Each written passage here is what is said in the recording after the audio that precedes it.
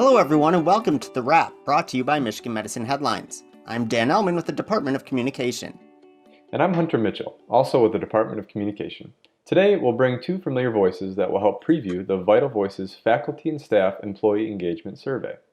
Before we do that, be sure you go back and listen to a bunch of voices, including those of three guests who recently joined us for The Wrap's 100th episode celebration. You can find that show and all others on iTunes, Stitcher, Google Play, and any other podcast hosting platform. And for the past year or so, we've made episodes available on the Michigan Medicine YouTube channel. With that, let's bring in Philip Lipka and Meghan Decapa. Both Philip and Meghan have appeared on The Wrap before, often in relation to the Employee Engagement Survey. First, could the two of you briefly introduce yourselves and explain what your roles here at Michigan Medicine are? Sure. Hi, everybody. My name is Philip Lipka. I'm the Employee Engagement Program Manager with Michigan Medicine Human Resources. And I'm Meghan Decapa from the Quality Department, and Philip and I have been co-leads on the Employee Engagement Survey now for the past few years. All right, now Philip, let's start with you. We all know the 2020 survey was postponed due to the COVID-19 pandemic. Why is it so important that we conduct the surveys now?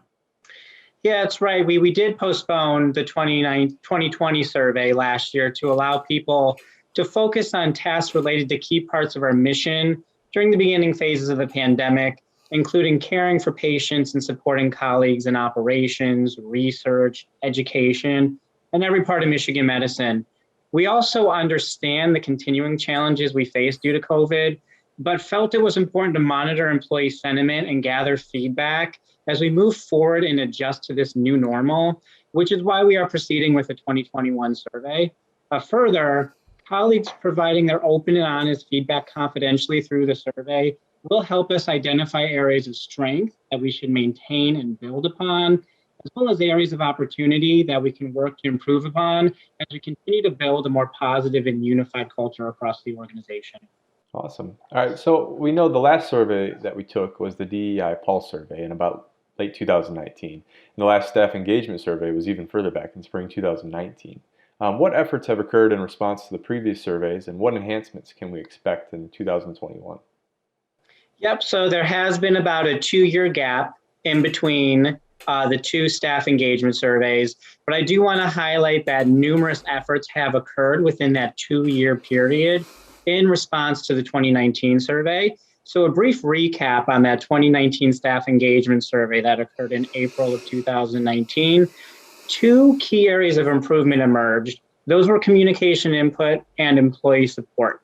And numerous improvements have occurred since then. With regards to communication and input, numerous additional leadership updates have started going out. One of them is called the Leadership Update. Another one is the Take 5 communication. They go out every other week to key leadership groups, and then leaders are then able to provide those key organizational updates to their groups.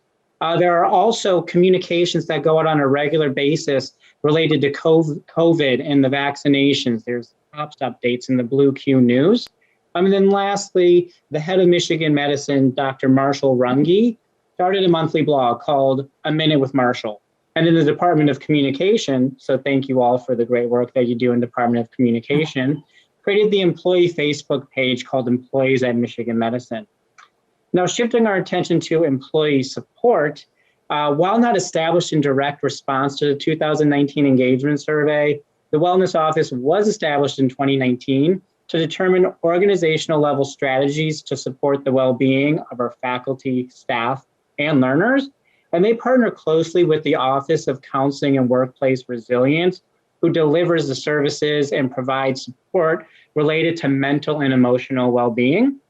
So we hope that these examples help to show all of our colleagues across the organization that we do take their feedback seriously. And that's why we encourage them to make their voices heard through participating in the upcoming 2021 Vital Voices Faculty and Staff Engagement Survey. So regarding the upcoming survey, I would like to first highlight that it is a truly collaborative approach that really demonstrates our core value at this organization of teamwork. So we've got myself in Human Resources and Meghan in the Quality Department, who continue to head up the staff survey. And then we have Alex Nosnick from Faculty Affairs, who is heading up the efforts for the faculty survey, because this is the first time that the faculty and staff surveys will be occurring at the same time. So while they'll be occurring at the same time, there will be separate links for each version of the survey, as well as different content. However, content that will be common for both surveys is our previous culture of safety survey questions. So this will be the first time that the culture of safety survey is embedded within the faculty and staff engagement surveys. And that highlights one of the main enhancements to the survey this year. And this is this more streamlined approach to our organizational surveys so that colleagues are able to provide their input on key organizational topics in one survey, as opposed to being asked to complete multiple surveys. Yeah.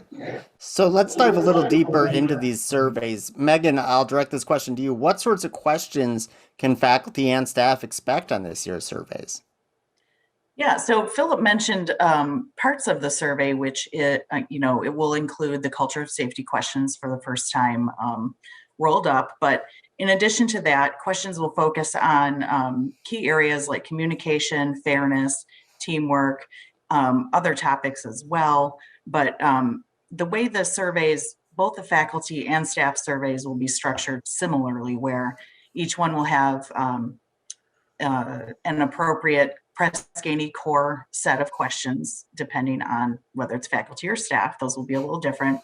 But in common, again, they'll have the safety culture items, as well as a diversity, equity, inclusion group of items, and a few of our Michigan Medicine custom items that we've carried throughout the years. So we have a handful of those, and everybody will be getting those. Our nursing colleagues will also receive a set of questions specific to nursing excellence. That's about 16 extra questions. And these nursing excellence items will be representative of the 7 domains that are needed to for our magnet recertification. So we'll be using those for that. Awesome. Now, so remind me and our listeners, Megan, when is the survey available and how will they know where to take it? Yeah, so the survey will be live starting March 15th and it will run through March 26th. It will be available 24/7, so anytime, day or night, that people want to log in there and take it, or take both of them rather. So this is the same for faculty and for staff. Everyone will receive an email on that Monday, the 15th. It will contain a link to go to the survey, and it will have some login information there about password and how to get in. But if someone misplaces the email or you miss it, there are other places you can find that link. So it will be available in headlines, the Michigan Insider, and on the HR website, or there will also be a QR code on our digital signage throughout the organization. So that will lead folks to the survey as well. Each department or unit also has a culture coach, and the role of the culture coach is to really help people get into the survey, remind them to take it, and that includes, finding this link or how to log in. So culture coaches are a resource for getting into the survey. And Philip mentioned this, but I just want to remind everyone that while faculty and staff are taking place simultaneously, they do have separate links. So just make sure that you're using the correct link for the correct survey. So what happens after the survey closes? How will the organization measure success, and what will happen with the feedback that's brought in? Mm-hmm. So every year that we do these surveys, we set an institutional goal, right? So this year it's a little bit different because this is the first time we're doing a full survey with Press Ganey as our vendor. So we'll be using a participation rate goal. So our sort of success measure will be related to participation rate, not related necessarily to any one item or group of items on the survey. So we strongly encourage everyone to participate in the survey that they are eligible, just to make sure their voice is heard and their feedback can be given.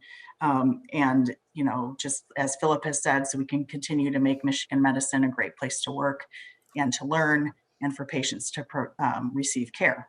So, so please take it. that's how we'll measure our success this year. And then after the survey closes, we will gain access to an online results portal through Press Ganey, and reports will be released for any grouping of staff or faculty that where 5 or more responses exist for that grouping. So this is similar to any other year that, reporting that we've done. So that won't be a change. And then many departments, we always encourage department leadership to share the results of the surveys with their staff. So that is a way that staff is involved. Some departments also choose to involve their staff in action planning. So those are just a couple of things that happen after we take the survey. Awesome. All right. Well, thanks, Megan. And now it's time for our newest feature, the lightning round. Philip, you lost the coin flip, so you're on the hot seat. You need to answer 4 questions in less than a minute. Are you ready?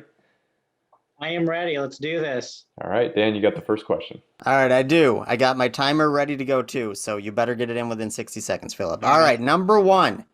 It's National Reading Month. What's the last book you read? Oh, it's been a while since I read a book, but I think it was Warren Berger, The Book of Beautiful Questions. So it helps you utilize questions to spark creativity in yourself and others. Awesome. Okay, it's also Recognition Month. Who do you credit for helping you the most during your career at Michigan Medicine? Oh, wow, there's been so many people. I've learned from so much from everybody, but I will say that my current boss, Paul Sturgis, I know he was on the Wrap not too long ago, relatively new to the organization, but has been a great support for me in my career and for the engagement survey and all other efforts that he works in. All right, I'll pretend you said me. Now, March is also Nutrition Month. If there was one food you had to eat every day the rest of your life, what would it be? Oh, you know what? I like my avocado spread that I make myself that I put on my bagel every morning.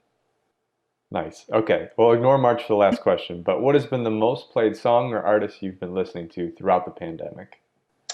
Ooh, you know what? I would have to say it's probably been Dua Lipa. She had a new album come out right around the time that the pandemic started. It's really uplifting, fun music. So I'll go with Dua Lipa. Outstanding. Well, you didn't quite get it in 60 seconds, but I'll allow it.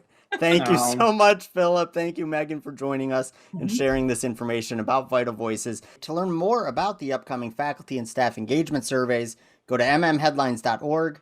That's mmheadlines.org. Also at Headlines this week, you'll get an inside look at the Social Work Research Committee, and you'll see a cool video of the Button Project at Mott, which allows patients to see the faces behind the masks worn by faculty and staff. On top of that, the organization's first COVID-19 patient reflected on his medical journey 1 year after being admitted to Michigan Medicine.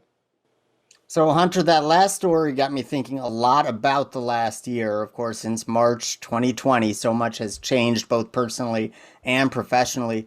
What would you say is your biggest takeaway from the past year?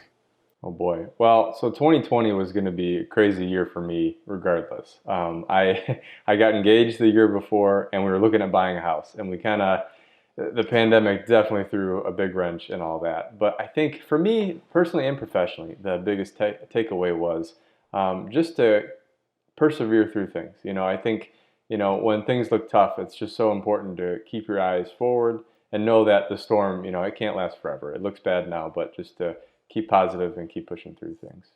What about you? Yeah, I would say I like the way you phrased that, but I would say also just sort of the flexibility that everyone's had. For a while, when the pandemic first started, every Sunday I was having a Zoom with my family who's across the country, and we were actually more in touch than we were, during a typical time.